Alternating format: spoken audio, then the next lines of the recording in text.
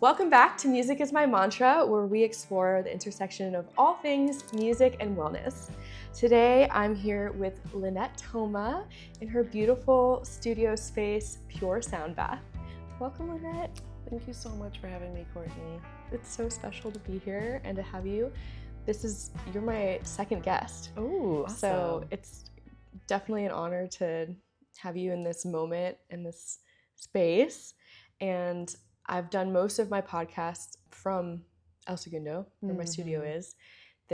And then a few from home. So this is also very unique and special to be here, just because it's an amazing space. And also we're closing a chapter. That's right. So Lynette has had this space for, is it 4 or 5 years now? It'll be 4 years. Okay.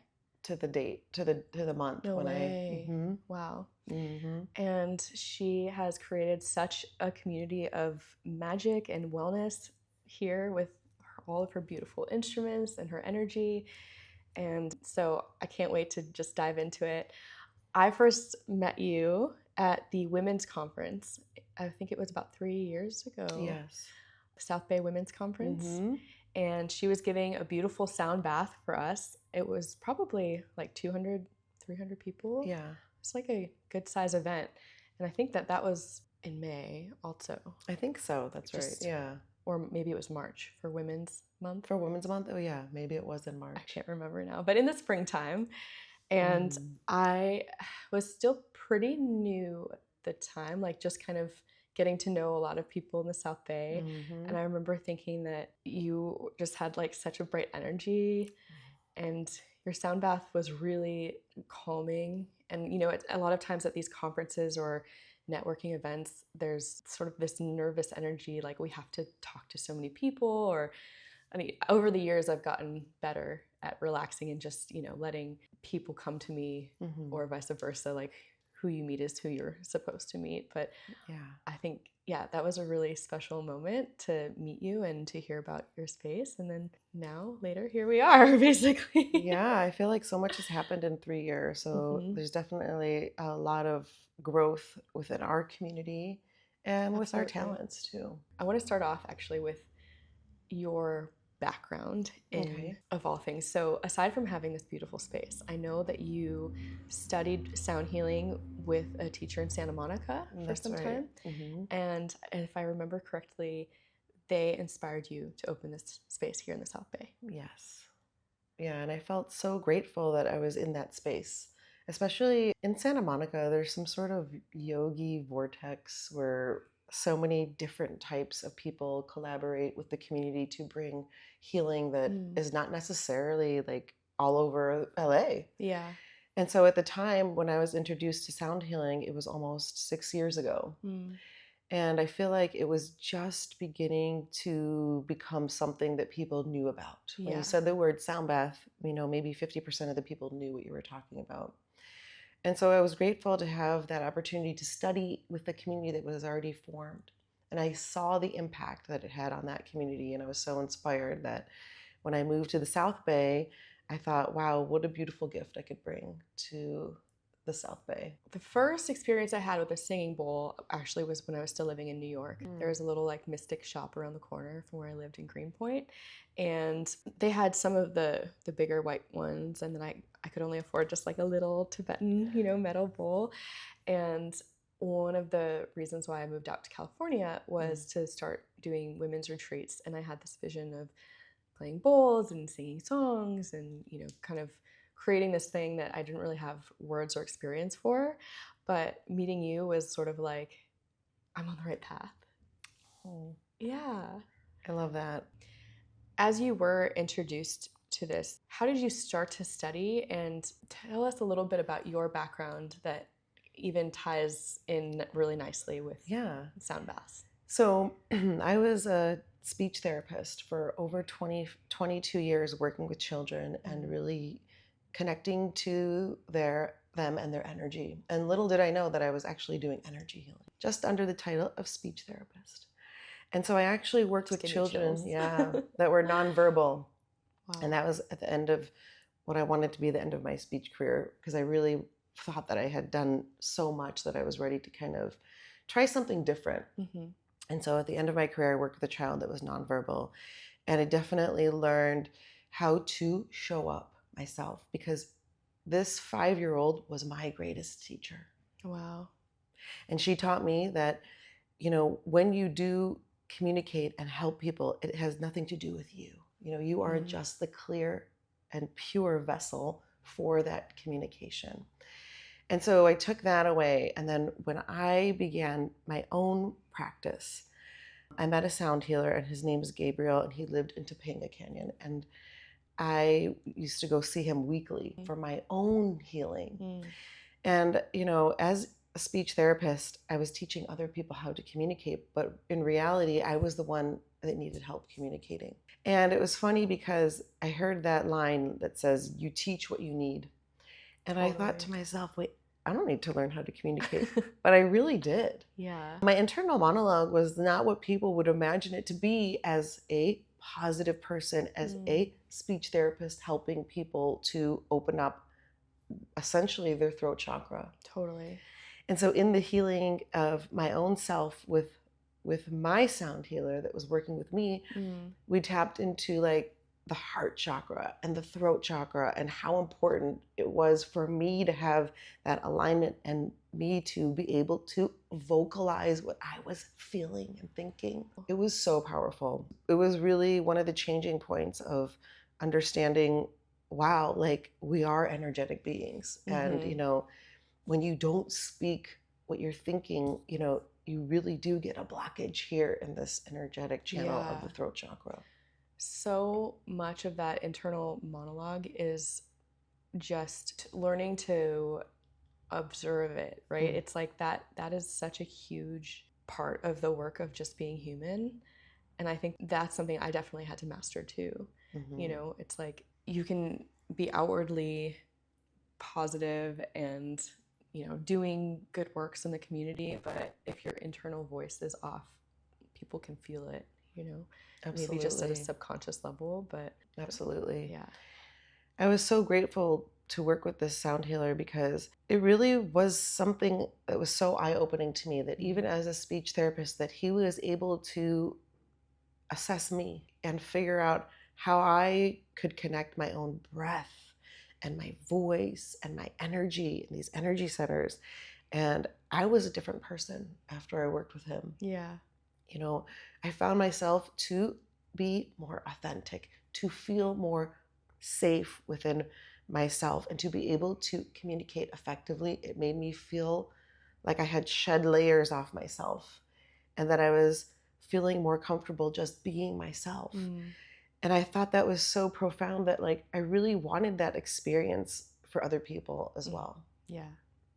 And so that's why I decided to then, many years later, get trained to do sound healing, because it actually came up in one of my meditations that I was going to do it. And I just thought to myself, that's so silly. Like, I'm not a musician. Like, I can't orchestrate and figure out how all these instruments are going to go together. Yeah. And I told my sound healer, I said, it came up today that I was going to do this. And he was so happy. And I was like, so confused, because I was like, but you're a musician, but I'm not. And so I just couldn't. Isn't it funny how our mind like labels us as we are and we are not, but really it's something like music and energy. These are things that we all have within us. Right. Yeah. Yeah. So I just found that, I didn't know how it was going to play out. But years later, same in Santa Monica, a studio opened, and that's where I was trained. Cool. So they did classes and that sort of thing too. Yeah. Amazing. When you were working with him, did you ever feel like, or have the vision of working with your voice in the way that he taught as well? Or was it mostly like doing the bowls? Or have you trained with the voice in that capacity too? Because I just know you mostly for the amazing sound baths that you provide. Yeah, and that's interesting that you bring that up, because like I know that there's so much power in the voice and using it with the instruments, but I was so, maybe people don't know this, but I'm actually nervous to use my voice with the bowls. And so I really put all my energy that I'm feeling into the gong and the bowls and the handpan. And I feel like that energy just translates into what my voice would want to come out and say. But yeah, I feel like energetically I'm able to get across what I want to get across with the instruments and the speaking in the beginning and then at the end, and also holding space. But there are people that do use their voice that I feel like, wow, like what a great addition. Yeah. How brave. Almost like rebellion even to Mm-hmm. use your voice in any capacity, you know, especially as women. I feel like it's definitely powerful, but I can see where putting your energy into the instruments is equally, you know, it's about the intention and playing them, and so Yeah. it's very cool. Yeah.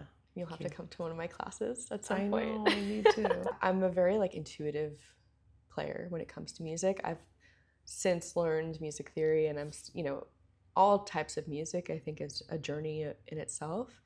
And you can, like, even just with the guitar, for example, you know, there's like, it's a never ending journey of learning and practice and developing the skills and putting them out there and letting go of judgment. Right. How did you start? Like, what was your training like? Because from my perspective, I know the power of instruments, I know the power of music and sound baths, but like I said, it's all very kind of intuitive to me. And I've always been curious, like, what does a formal training look like? And maybe for our audience, like, how would you even define a sound bath to start? So I like to define the sound bath as a journey. And I always tell people in our journey, we have a beginning, a middle, and an end.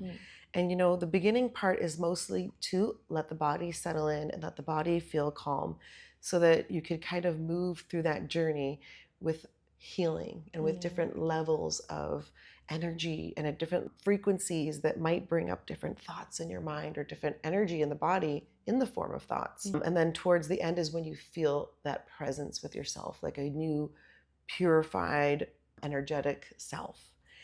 And, you know, in the beginning of my own practice to become a sound healer, the training, you know, just scratches the surface. Yeah, I'm sure. And the training is mostly for the technicality of the instruments and how to use them and what they're used for, and understanding the level of loudness and how to harness your own intuition to then play them. And so for me, you know, it's similar to, you know, somebody going to medical school, learning all the terms and learning what they need to do and then practicing. And so this is also a practice. Totally. And so because I opened up my own practice, that's actually how I was able to use my intuition with energy, with the people, with the community, making those connections and going from within myself and feeling confident enough to continue to execute this form of healing for people. Yeah. And it was just practice. And I think I did, you know, if I was doing about 10 sound baths per week, I mean, I was getting a lot of practice. Yeah. And I saw the growth in myself. And every couple months, I would kind of say that I was taking my sound bath to another level because I was going deeper with myself, deeper with my own confidence, deeper with this connection with the people that would come. And when I would see people coming back, I would think to myself, okay, I'm doing something right. Yeah, deepening the practice. Yes, deepening the practice. And whatever it was that I was putting out there was being well received. And so I would take that and then put that back within myself and say, okay, Lynette, you're doing it. And people like it. So just keep doing what you're doing. Yeah, that's a good feedback loop. We all want that, right? Yeah. It's like, you know, when you're in alignment, when you can see growth within yourself and also within the people that you're serving. It's so cool. Yeah. That's the biggest part about, you know, having that confidence within yourself to put yourself out there. And then when you put yourself out there and it's well received, the doubt starts to fade. Yeah. And it doesn't just go away automatically. Right. That self-doubt, you know, it wants to come back, but then you remind yourself, like, the universe put me here for a reason. The universe isn't doubting me. Why would I doubt myself? Yeah, the doubt is so real for myself at times. I've definitely gotten better at it, but it's like I don't think people know that, so that's why, you know, I like to share, because it's like, even the more that I train my mind to come back to these positive affirmations and thoughts and beliefs, there's always like a new doubt that creeps up, you know, and especially when you're in a time of transition or starting something new, like that's when I feel like it's loudest, and then it changes shapes. Right. I mean, it shows up to be transmuted Yeah. into something else. But we know sometimes when we face it, really, it looks like doubt, but maybe it's also like excitement and fear and all these things woven into one for us to use to harness a deeper part of ourselves to then bring out a different voice or a vibration. Absolutely. Was there a time in your training where you were just like, this is not for me? Like you doubted yourself to the point where you were like thinking about quitting or anything like that? Or were you okay with kind of at that point you'd done the work and you were like, okay, I just have to keep going? Like, So I was so lucky because, like I said, since sound healing was so new, when I signed up for the training, it was actually just me. wow. I know. And so I had 2 instructors and just me in the training. And That's so so cool. I really felt so special and so seen. And because I felt so seen, like because these, 2 instructors believed in me so much, like a huge wave of gratitude came over me. And at the end of my training, I really felt so grateful. I was like crying and it was so tender. I was like, Yeah. I can't believe like I feel this way right now. Like this is something Amazing. that just came over me. Like I felt that in such a way because I did feel so seen, understood. And that's why I started doing my trainings one-on-one, because there is so much that you learn about yourself that you want to, connect to why you're doing this. Yeah. And I felt so held, and it was just a beautiful training for me that like there wasn't really room for doubt in that moment. That's so incredible. That's when you know you have a powerful mentor or Yes. teacher. Yes. And it was in the right place. Yeah. Very cool. And so, did you guys cover all of the instruments? Like, you have so many incredible instruments here in the space. Yes. Oh my gosh. I know. I feel so lucky to have all these instruments. And the space that I trained at was, oh my gosh, it was gorgeous. And they had like the most gigantic gongs, and they had like 5 of them. And so, the instruments that I was drawn to were because, of how they were utilized and how they made me feel. And so I was able to connect to like, the main instruments such as the gongs and the bowls.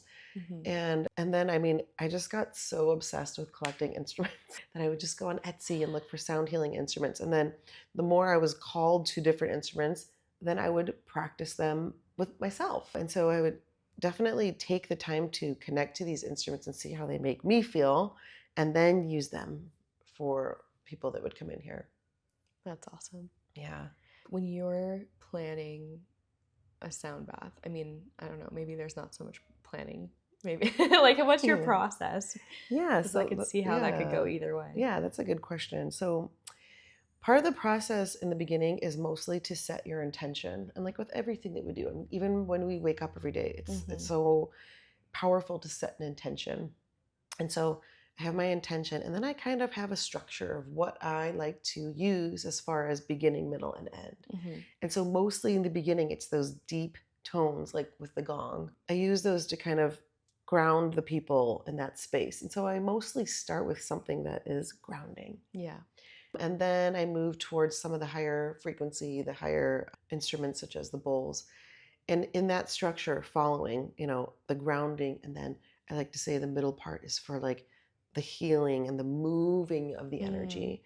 And then at the end, I like to bring people back to nature. And so then I like to bring in nature sounds, such as the water sounds and the trickling of the seed pods that sound really cool. Those are so people love those.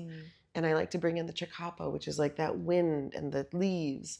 Is that other instrument with the beads, or what? The chakapa is the shaking one that sounds like that sounds like leaves, and it's made out of leaves. Yeah. And so to bring people, I didn't know that was the name. I have a small one at home that I got at one of Heather's events. Yes, it's super powerful. Yeah. So bringing back people into nature at the end, because we are nature. And I think when people connect to those sounds, that's the only thing you can think about. Oh, you hear the sound of the rain stick, you automatically think of water. Perfect. You hear the sound of the leaves, you think of trees. Great. Yeah. You hear the sound of the ocean drum, You think of waves. Okay, yes, bringing you back into nature and this present moment. Cool. So then you just sort of feel the room and choose with that guide in mind as you're going through it. Very cool. Yeah. And so Lynette has done sound baths all over, right? Yes. So where, obviously, you have this space here in Redondo Beach. Have you traveled far to do your work also? I know we saw each other in Palm Springs. Oh yeah, that's right. That was cool. Yeah. That was like a very nice surprise. Yeah.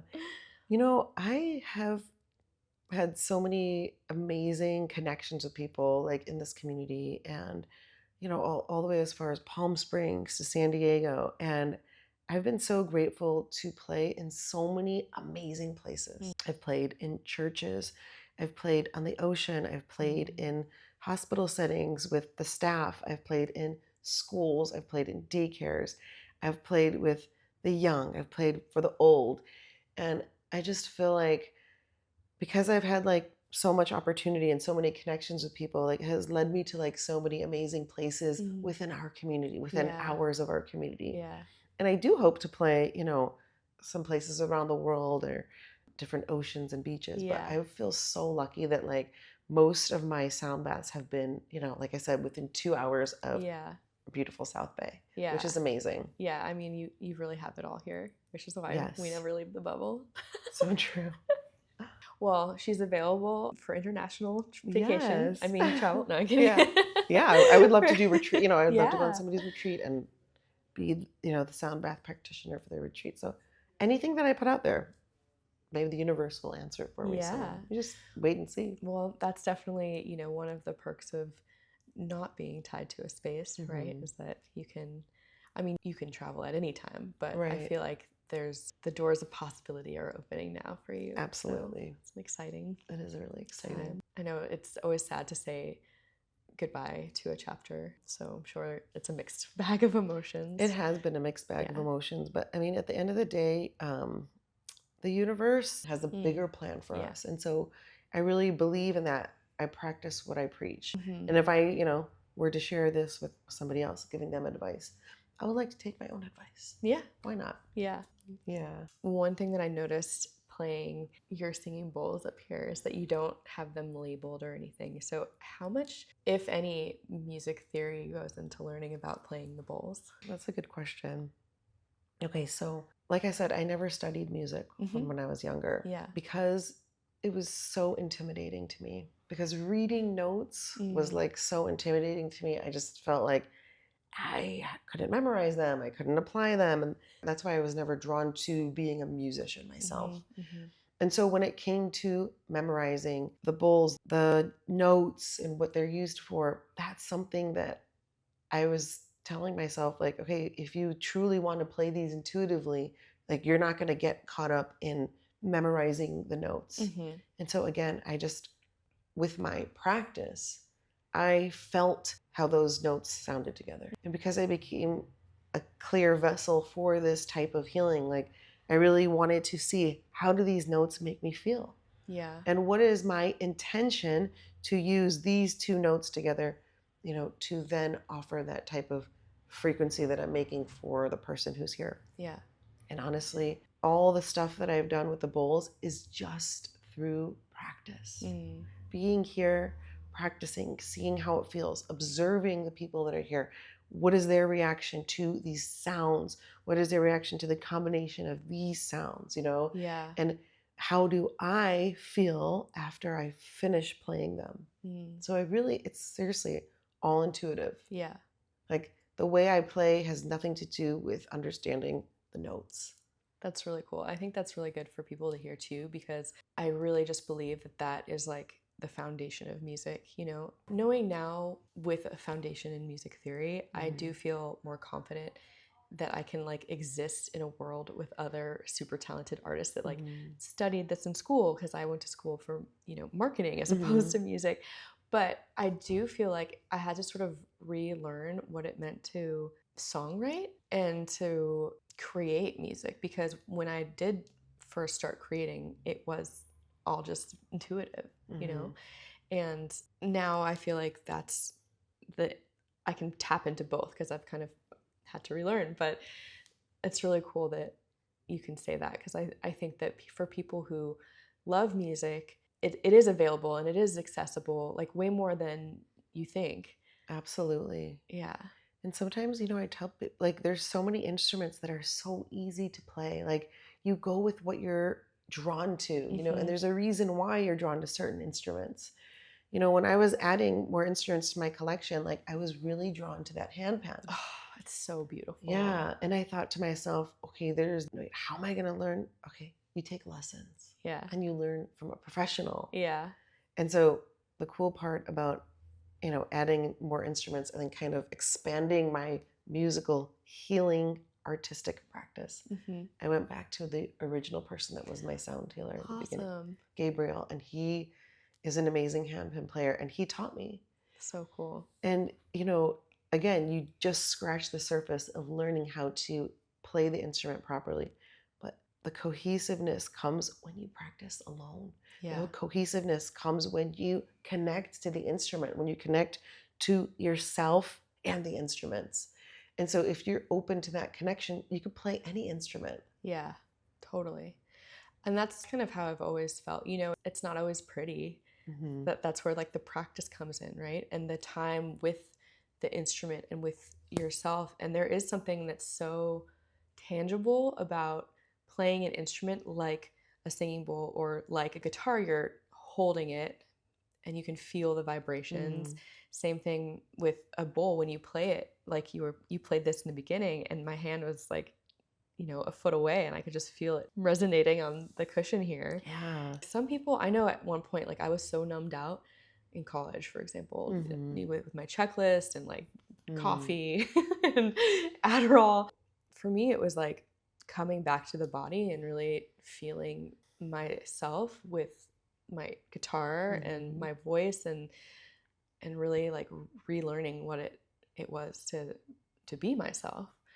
And I think that, instruments can help with that. Right. And one of the things that my teacher would always tell me is that you are the instrument. And that was always stuck with me because, like you said, it's like we're instruments. We need tuning. And when we do have that tuning, we're able to feel those vibrations just vibrate through us. And just remembering that, like, you are the instrument, and whatever energy that you're putting into the other instruments, it's coming from you. And so it's your resonance, and how does this instrument resonate with you? Is it going to sound great every single time? No. Yeah. Because you are actually fine-tuning your own energy while you're playing the instruments. Yeah. And the more tuning you do, the more connecting you do, the more the sounds are just going to flow. It's so interesting that you say that, because I just got some new bowls. Ooh, and exciting. Yeah, very exciting. And I had like 3 notes of different sizes compared to I have now the same notes but in different sizes. So, playing them, I just was thinking about how sometimes the smaller bowls are harder to get going, it seems like. But also, well, what is that me or is it the bowl? Like, and there's this like interesting relationship where I think, it's both. Like you said, different days things sound different. In different days things are harder or easier. And it's crazy how sometimes, like, it doesn't matter, it seems like whenever I play the heart bowl, it seems to just like ring out crazy. Yeah. I mean, the frequencies and the energies don't lie. Yeah. And how they make you feel is a real thing. Yeah. And, the reason why I just love sound healing so much is because they do have studied like those frequencies and the hertz and what they mean and what they stand for, and what, our regular music, with what hertz it's in, and what are higher frequency sounds doing to the body and those vibrations. And it's just so cool to see people connecting to that and understanding that this is something that you don't have to, that you can feel it to believe it. Totally. I've talked about this on the podcast a few different times, like just how there's been more and more studies too in the past like decade or 20 years even about sound healing and the effects of music in different capacities in like the medical fields. Do you have any like books that you would recommend for, or that you've found interesting that you've come across over the years? I have purchased a couple books Yeah. in the past. I know, Yes. I Yeah, I noticed know I your have a collection over Yeah. here. There isn't really one that stands out because my work that I like to do is, because I'm lucky to have a practice. And so all of the studies that I was basically doing were based on real people in my studio. Yeah. Or outside the feedback, studio. Yeah. And so, I mean, there were That's the some best way to learn. yeah, there were some themes that I did learn from the books that I read. And one of the most important themes that I did read about is that it's not about the loudness of the instruments. Some people often feel that the louder it is, the people hear it, that they feel it more, but that's not true. And so in my sessions and when I teach people, I always like to reiterate that, even the subtlety of a sound, the subtlety of a movement, we all know it makes a difference. Yeah. And so that was one of my biggest takeaways, is that it's not about the loudness. And there is so much. That's a really powerful thought. There's so much power in silence, that there's so much power in little subtle sounds. And so I like to incorporate all of that into sound baths. And that was one of the biggest things where I was like, can everybody hear this? Am I making enough noise? But that's not the approach that I would encourage others. Yeah. And that's like a really good representation too of even just how we use our voice. It's like better to say something than nothing oftentimes. Like that's true. Generally we've been conditioned to not speak up and to, fall in line and that sort of thing. Do you have a favorite instrument? Oh, okay. Do I have a favorite instrument? Okay. So most recently, my favorite instrument has been the handpan. And because I've had it for about 1.5 years now, and I can actually see how much of a difference and how much growth I've had with that instrument just by practicing it. And it's so cool to see, like, when I, put my walls down and connect and not feel nervous to just play my energy out on the instrument. Like, it's just so cool to see the expansiveness. And so the handpan has been one of my favorite instruments. It's super powerful. Cool. In so many different ways. Are you still taking lessons with Gabriel? Well, I'm not right now, but I'm thinking about doing another lesson just so maybe I can see more ways that I could play it that I'm not trying. Yeah. So yeah, I might do that. Cool. Yeah, that's something that I feel like there's got to be some technique too because I've only played a little bit with it, but they sound so cool. Yes, they really do. Yeah. And it's cool because like some people have like 3 and 4 that they play. And now I'm like, I only have 1, but I could see why you would get more and want to combine different. Yeah. Are they based in are they sets of different tones, or are they like kind of like singing bowls where there's different notes? Yeah, different notes and a different number of notes on the handpan on each one. And some handpans they're 2-sided and have notes on the other side. Well, my handpan is 2-sided, but it's a tongue drum on the other side. Oh, yeah, cool. I know, it's really awesome. Wow, I didn't even realize that when you had it here last time. Yeah, because we were just and then you flip it over, and it's a 22-inch tongue drum, so it's really cool. Wow, that's awesome. No, it's really cool. Have you gotten into drumming at all? Like aside from maybe with?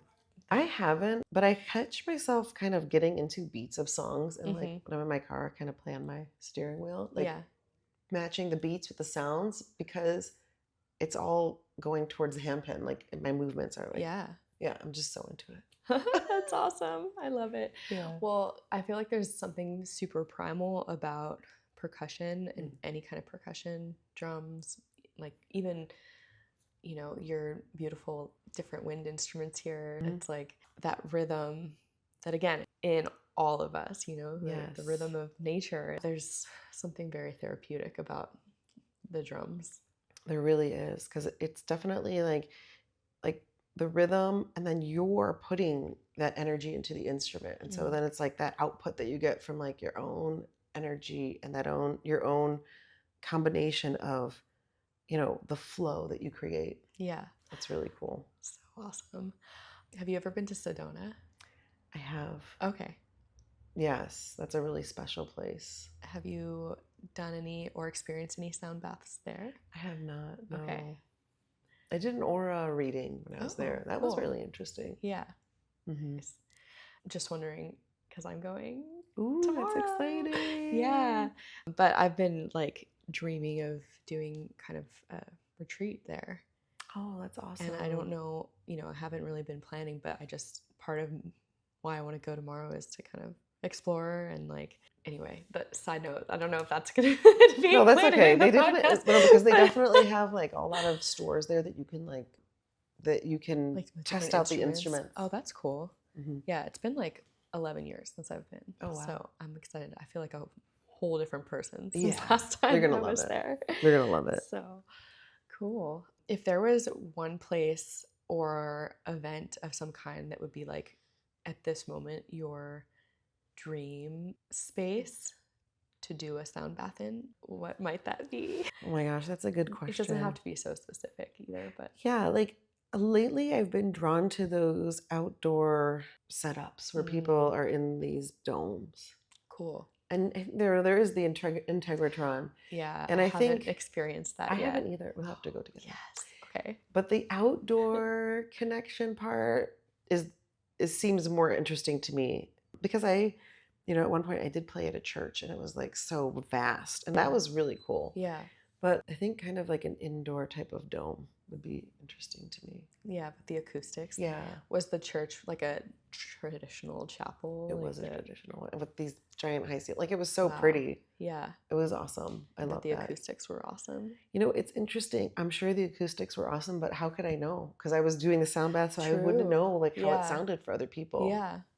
So, yeah. Yeah, I've never heard singing bowls in a church before. That's so cool. It was so nice. Wow, that's awesome. Yeah, I would love to go to the Integratron with you. Okay, let's do it. Okay.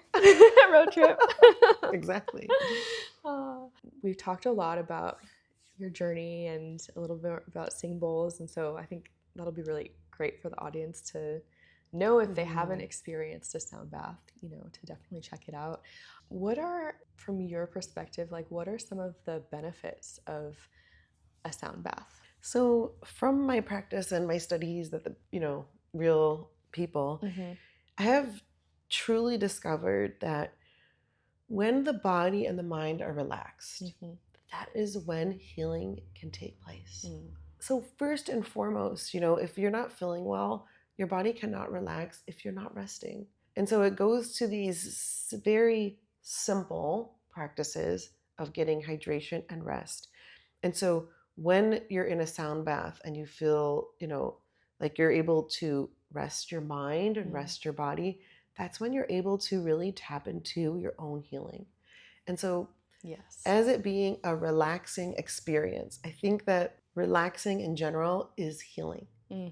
And so what I like to tell people is like similarly to massages, there's different types of sound baths. So there'll be like a deep tissue massage or a lighter massage based on like what it is that you're trying to target. Yeah. And so for me, most of my sound baths are just meant for relaxation and tapping into the subconscious.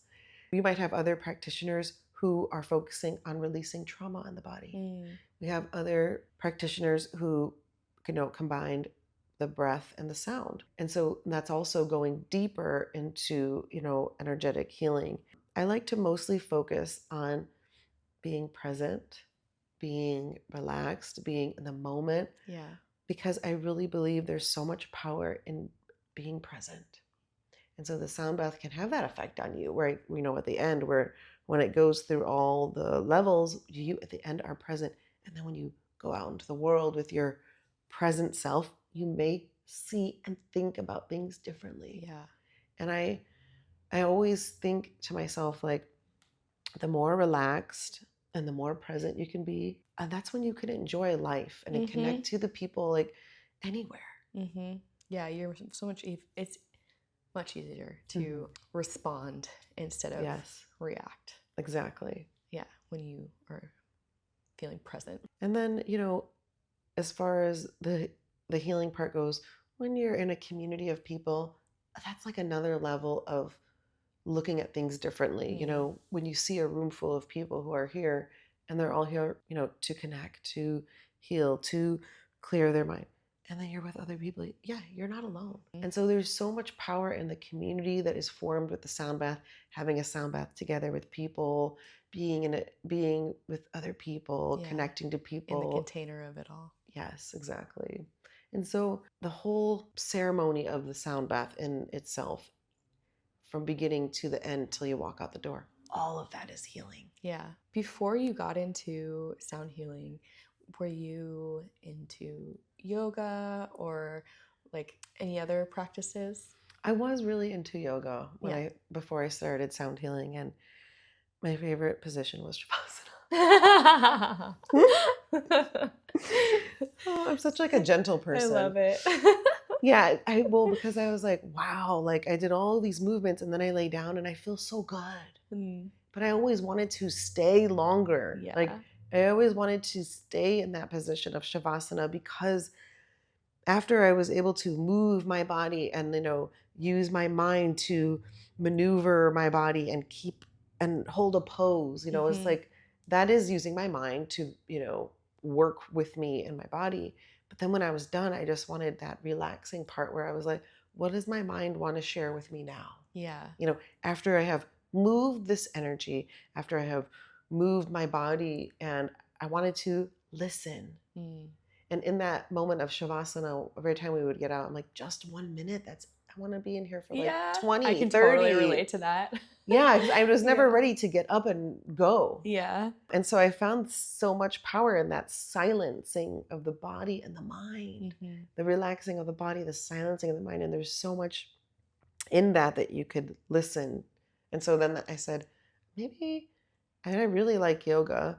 There's so many different levels of yoga. And so then I thought to myself, how can I get this feeling in a way that's more gentle? And then here we are, laying down, having a sound bath. And I was so happy when I was like, oh yeah, people are catching on to this. I love it. Yeah. That's relaxation. Also an active rebellion in today's world. Exactly. It's cool. What kind of music did you listen to prior to, in general, like is there any type of genre? Like, were you listening to music on your drive here today? Ooh, okay, yes. I'm always listening to music. I know you're a big music fan. I am. Yeah. Well, I love listening to local music, first and foremost. And I feel so grateful that we have so many amazing musicians like yourself in this area. So listening to live music really opens your mind to like what you like too. And so, I find myself listening to, I used to listen to a lot of deep house, like electronic music, and, mostly in that genre of the music that have like the beats in the background that I can catch the beats. And I'm like, okay, yeah, now I'm flowing with it, because I like to be so connected to it. So I don't know, in that sense, I just kind of, when I'm drawn into a certain music, I really connect to it. Yeah. I feel like deep house music really it can help you kind of focus, because it is that rhythm, and then there's something about the deep bass to it that feels really like grounding. Yeah, I remember doing like deep house yoga in the park in Brooklyn. Oh, that sounds cool. It was really fun. Yeah. And then so loud. Yeah, but see, some people have a misconception about deep house, because they like picture you like in the dark, like, rave. Like raging. But there's so many different levels, like slower deep house that you listen to like at a softer tone. It's actually very healing. Yeah. And that's the kind of where I like to be with the deep house, like maybe one that has words, or maybe one that's kind of in between deep and slow and fast. Like there's so much encompassing. Yeah, I feel like a lot of people will just hear like house music and they think of like crazy techno, like rave times. Yeah. And it's not always like that. Yeah. But it can be. It can be, yeah. I bet you've been to a few raves in your day.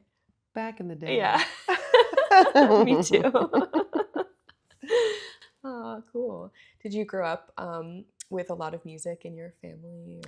Well, interestingly enough, okay, both of my parents are Iraqi. And so I grew up listening to Iraqi music and Arabic music and Arabic songs. Yeah. And it's so funny because, people are influenced at a young age by what their parents are listening to, like the oldies or whatever it was back in the day, like when I was middle school and high school. And so, my friends would ask me, like, Journey? I don't know Journey. Like, I listened to Arabic music, and Yeah, like it's that's what my so parents have cool. on. Yeah. Wow. And so I was somewhat insecure growing up that I didn't know like all the American music that people were listening to because Yeah. I didn't grow up with it. Yeah, it's not what you're listening to at home. No. And so I Yeah. kind of had to explore music like through my friends and what they were listening to. And then I would start to listen to the same things and understand it, like what this is. Yeah. So as far as that goes, like I guess it's kind of cool having, an ethnic background that did have Yeah. music in itself because they do play the drums over in like a hand drum, like the durka. I don't know if you've ever heard of it. I've heard of it, yeah. But they play it and they move their hands so fast. It's like maybe that's why I was drawn to playing the hand pen. That's cool. Yeah, because there was some connection with my ancestors. Totally. Yeah. Yeah. And so that's really fascinating. I'm sure that I'm not like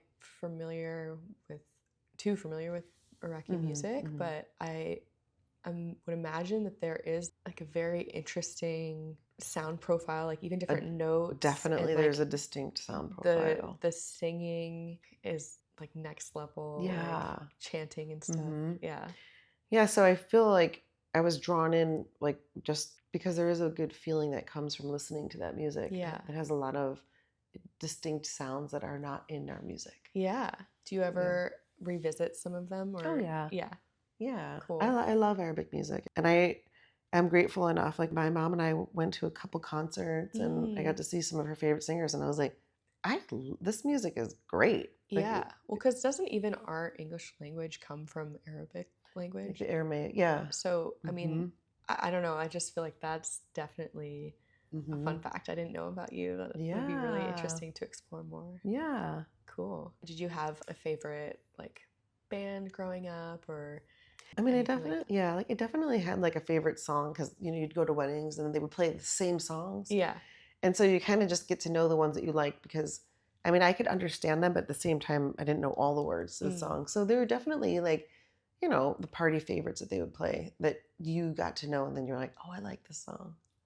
And then after seeing people live, I was like, oh, I like their songs too. Yeah. The best thing about live music is that, like, when it's a good performer or a good songwriter, you don't need to know the stuff going in. Right. And I feel like afterwards, it's almost like then you can look up their music and it brings you back to that place, but it's like never quite the same as hearing it live. Yeah, it's true. And one of my things was like you could see the passion that the person puts into like their own music, and you're like, wow, like they're so passionate about these words that you could feel it. Like you don't need to know what they're saying. You just like you feel it. Yeah, you feel the emotion.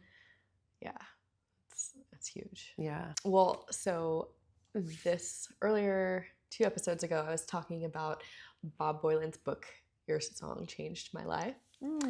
And so I wanted to ask you, is there a song or multiple songs that has changed your life? That's a good question. Because I know there's like some of the songs that I currently listen to, but there's a line in one song, like seriously, like even from when I was younger, that I used to like repeat the song, keep repeating it. I don't know if you've ever heard that song by, this is an old band, Enigma. Okay. And there's a line in the song that says, don't care what people say, just follow your own way. And that line stuck with me because even from when I was younger, and I was like, why did this person sing this line? And it stuck with me. Don't care what people say, just follow your own way. And I've actually really lived by that line. That's cool. Like my whole life. Wow.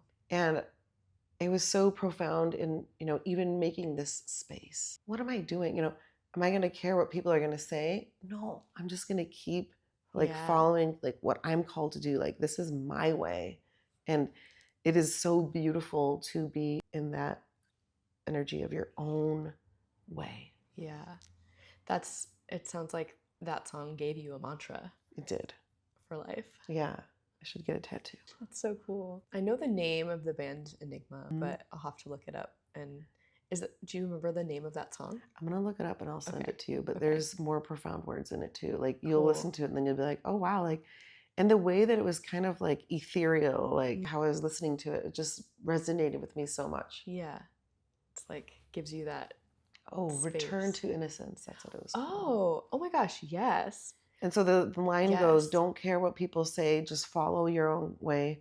Don't give up and miss the chance to return to innocence, or something in that sense. I remember it. Return to Yes. innocence. That song. Oh my gosh, that is such a good song. I know. And there is Yeah. really so much power in it, because you Yeah. would just start singing to it. Yeah. And then you free yourself. And so Yeah. maybe even when I was listening to it, I would free my own voice in my car. And I always felt good. It's so good. Mm-hmm. Yeah, car singing is definitely underrated. I know. It's the best. It's so good. 2 years ago, I started a podcast, and I did an episode with Feed the Kitty. Oh, awesome. Yeah, and it was like really focused on the artistry of music, and then we would play a song together at the end. But I called it the Indie Artist Survival Showcase. Oh. And because at the time, like, I was feeling like I was struggling, like trying to survive as an artist. And then I was like, wait a second, I don't want this to be my truth, that like I have to survive as an indie artist. And or you're a starving artist. Yeah, like I hate that term. And I think unfortunately, it is kind of like the truth of the industry and like society. They don't value music and art as much as I believe that we should. However, I also believe that like we're in this wild time and we kind of have to reevaluate our priorities, and we are seeing these scientific discoveries, and so we're just kind of like scratching the surface when it comes to music and wellness and just like the power of sound. I feel like the name Music is My Mantra came to me. Actually, I was in my parents' cabin in Arizona and just, getting to like rest and be in nature. It's true, like when you have that moment of space to really just rest and reflect and like connect. So much power in that. And I thought of the name and I was like, this is so simple. I don't know. It's like, it must be taken already, but it wasn't. So I'm so glad you got it. And I'm so glad you're doing this, because honestly, there's so many levels to connect music to so many things, because I don't know if I'm going to put this the right way, but humans are the only organisms on the planet that can make music like this. And so music is actually like one of the most forms of human expression. It's so beautiful. Like even for me, like when I see people... The universal language. It is. Music is a universal language.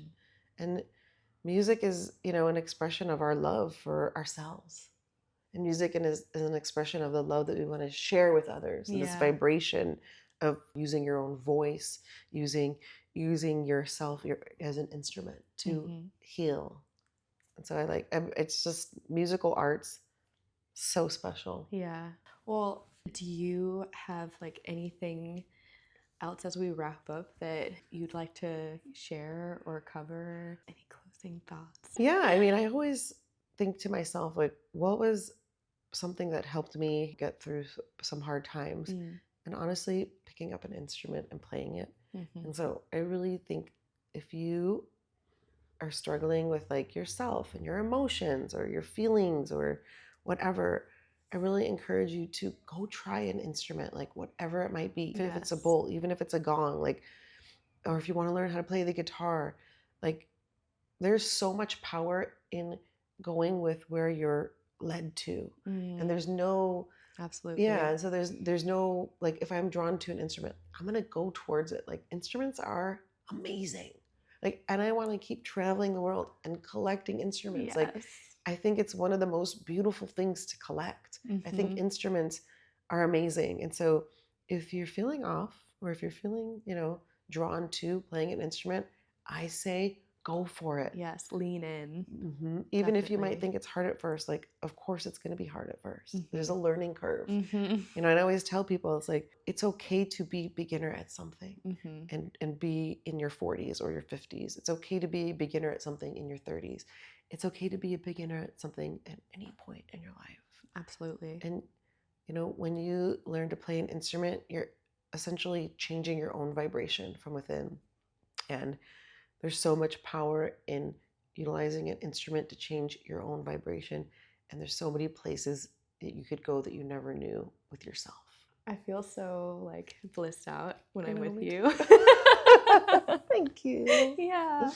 Thank you so much for having me in your beautiful space. If you haven't had the privilege and the pleasure of taking a sound bath with Lynette. Definitely check out her Instagram. Are you going to keep Yeah, I'm Pure going to keep Sound the same. Baths Yes. to see where she's going to be providing her services next? Yeah. So, as we were speaking about earlier, the studio space is closing, but I really do feel that the ending of this chapter is just the beginning of a newer one.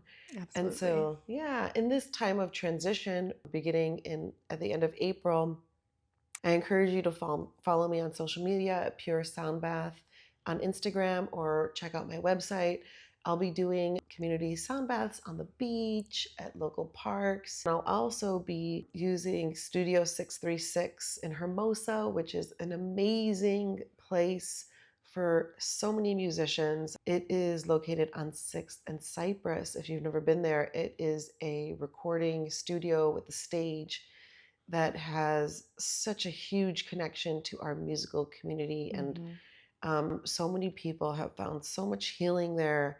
And I really encourage you to check out that space also. It's Studio 636 Hermosa. So thank you all so much for your continued support. And just so that we know, your Instagram is Pure Sound Bath. And what is your website? Also Pure Sound Bath? That's right. Yes. Okay. So check it out.